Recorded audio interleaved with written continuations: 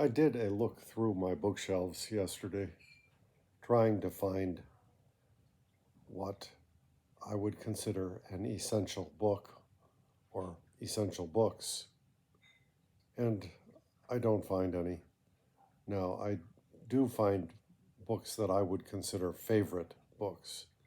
I think on Thanksgiving I posted a little short in which I showed three of them, books that I was thankful for. Those could be called favorites, I suppose, which does not necessarily mean that I go back to them all that frequently. But as far as essential, and maybe it's just a function of having turned into an old man in his 60s, I really find none of it to be essential at this point. Um,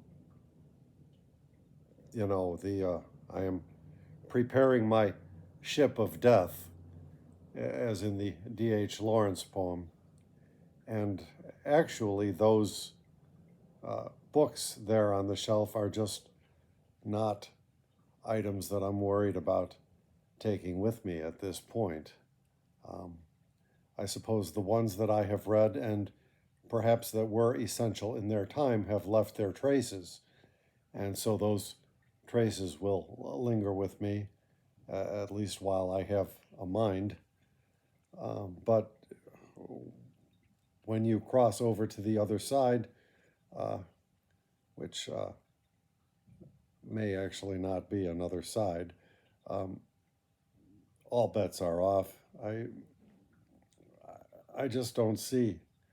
And even for reading time, I find that when you've got, say, animals like this loving up on you all the time, it's hard to say, well, I'm going to put that aside and read a book. Um, so I don't know where I'm going with this. It's just I've lived with the sense of mortality for a long time.